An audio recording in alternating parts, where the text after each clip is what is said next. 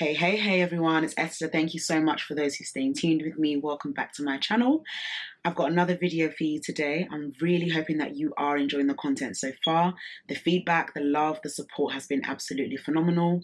If you haven't yet subscribed to my channel, please do, as it is highly appreciated. Today's topic is about moving forwards in life. Now, moving forwards in life can mean different things to different people. Moving forwards in life from a heartbreak, from tragic loss, starting a family, moving abroad, living by yourself. At times, it can be seen as moving forwards in life from your past mistakes, from your mental state, negative thinking habits. The first element of being able to move forwards in life is by not remaining stagnant.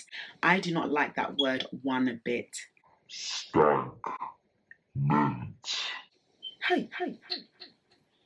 I'm talking from experience because I was once there. When I was in retail for 6 good years, I was stagnant. I just felt that I was doing the same thing all the time.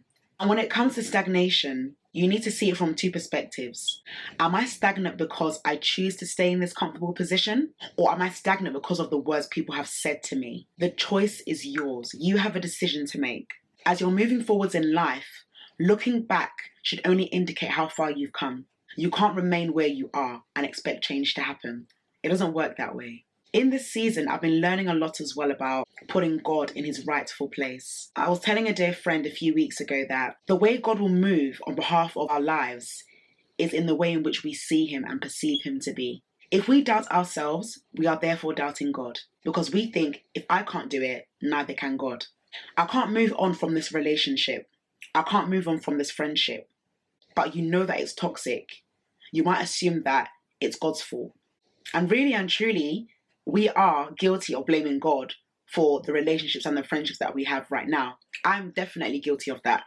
When someone is acting a bit funny, I'm like, God, why did you bring this person into my life? We have the ability to choose the friends that we have. So in other words, we are creating opportunities for us to be around like-minded people. When you put him in his rightful position, seeking him daily, being honest with him, you will definitely see change in your life. God is also in your present. He's not in your past. You have to learn how to move forward and forgive yourself. Forgiveness is one of the most freeing things you can give yourself. It is a gift to you. And I know at times that when it comes to the topic of forgiveness, which at some point I'll talk about in my next videos, forgiveness is a powerful tool, and that is an attribute in order for you to move forwards. When someone has offended you, you either have the right to forgive them and let them go, or harbor it in your heart and burn inside. And for me, I don't have no time to harbor any anger in my heart for anybody. It's not worth it. It's not worth my peace. It's not worth my health. It's not worth my joy. It's not worth my happiness. Because remember, we also offend God as well. And as much as we want to point the finger, we also have to look back on our relationship with God, meaning, where do we place him in our lives? It is also an offense to him when we put him second, or we call upon our friends in time of need, and then we call on God after to answer. God, give me this. Whoop, here you go, my daughter. Whoop, here you go, my son. No way. He is your heavenly Father, and he knows you more than you know yourself. So don't take that for granted. Learn from your past, enjoy your present, embrace the future. Remember, in that order. Why should you learn from your past? Because you don't want to bring the negative dysfunction into your present circumstance. Anything that happened in the past, i.e. yesterday, even yesterday is considered as the past. Not just 10 years ago, not just 20 years ago. Let me see what the time is. It's now 4:43. 4:42 was also a past.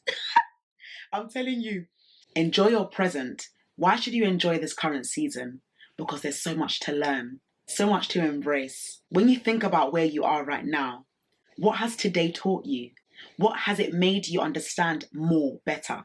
Why is your now so important than worrying about tomorrow? Because every day has its own troubles of its own. If I keep thinking about the next day, I know that my mind will be all over the place. Focus on what is already in front of you, which is today. And when it hits 12 a.m. in the morning, you have every right to focus on that day. Embrace your future. Your future is determined by how you see your present. Your past is only an indication of you going to the next level. It should make you understand the mistakes that you've made, but your future is determined by what you do now. So how are you dealing with your life circumstances? How do you deal with offense? Do you love genuinely? Do you care for people? Is it just about you? Are you learning how to develop yourself? Are you learning how to talk less and let your actions show more? These are all the attributes that can really provide a beautiful future. Are you minding your own affairs? I was studying the book of 1 Thessalonians chapter 4 verses 11, and 5 attributes stood out to me with regards to moving forwards in life. And I want to share this with you very quickly. To lead a quiet life, to mind your own business, to work with your hands, to influence outsiders, to depend on nobody. Can you imagine how rich this is? First one, to lead a quiet life. You can move forwards by leading a quiet life. That means that your focus will not be in anybody else's business. Unless you're willing to help them, don't be nosy in their life. If they want to tell you, they'll tell you. Some people, they need time, especially in this critical season. We're coming into a new year in less than 2 months. People need time. Let them work on themselves and you work on you. To mind your own business relates to the first one, if I'm honest with you. It works hand in hand. Minding your own business is beautiful. Why is it that? No one can say, oh, well, Esther knew because you weren't there when they were speaking. When you talk less and mind your own business, it benefits you so much. To work with your hands. I always talk to my friends about this. No matter what season you're in, you must learn to use what you have already in you.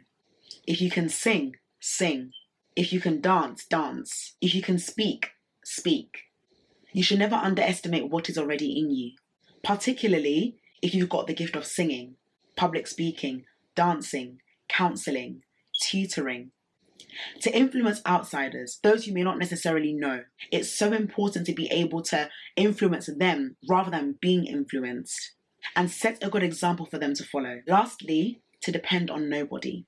I'm not against trusting people, but what I wouldn't want for anyone to do is to put their whole dependency on a human being, because that human being can fail.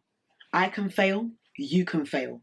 But guess who never fails? God himself. When we put our dependency on people, we get so comfortable with them that when something happens, they either have to relocate to another country or they've just stopped speaking to you.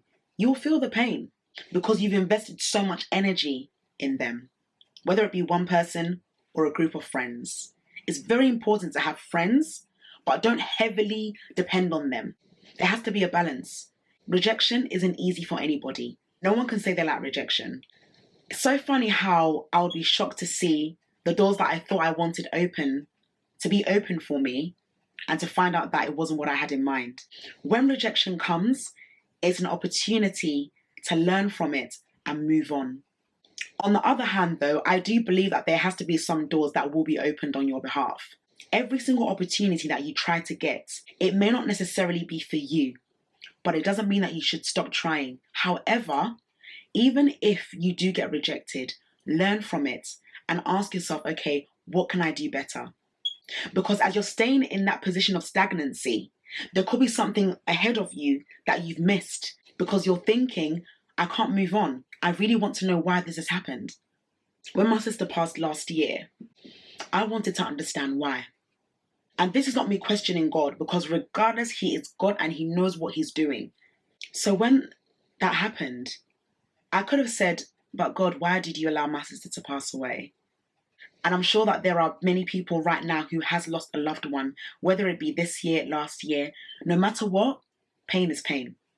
And it's not always easy to move on. But I had to admit it and say, this is real. And that's why I wrote a book on behalf of her life. Her legacy from glory to glory must live on. My encouragement to you is that when that does happen or when it does occur, please try your best. This is me talking from experience because I've experienced it already and I know how it feels to lose a loved one. But don't stay there. Think about the good times you've had with the person rather than worrying about the fact that they're not going to come back. You will see them again.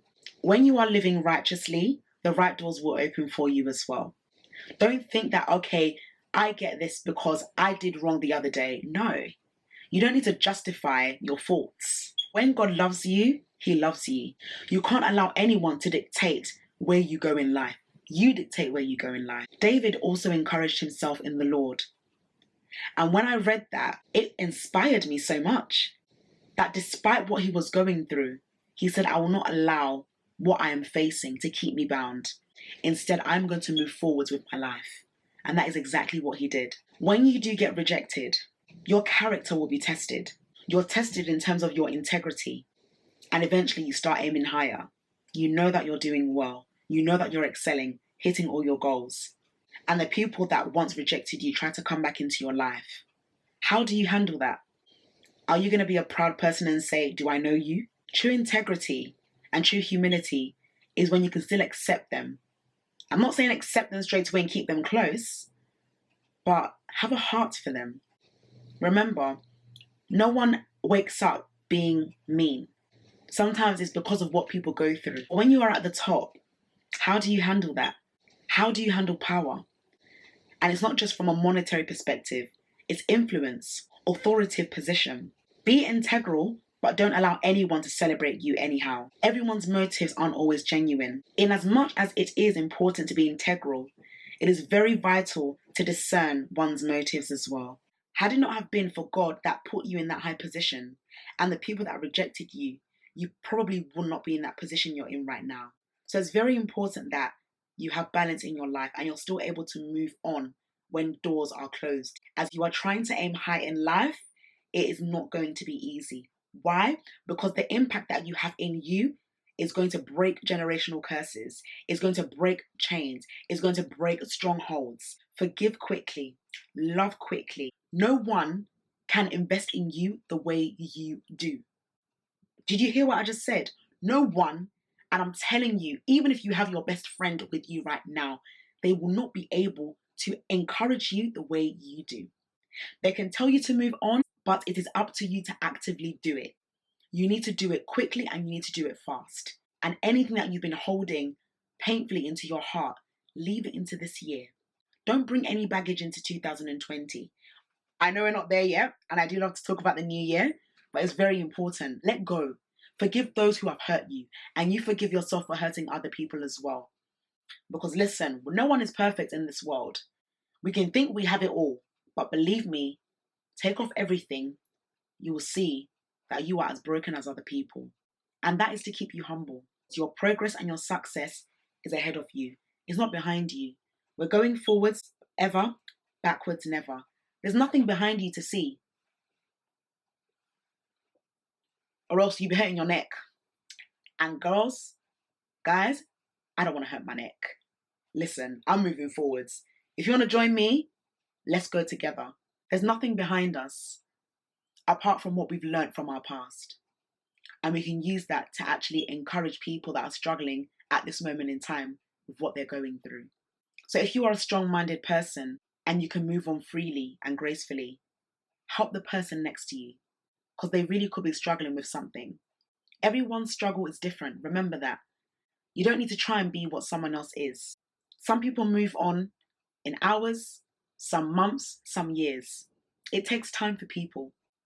And be inspired because moving on is attractive. Look at the clocks.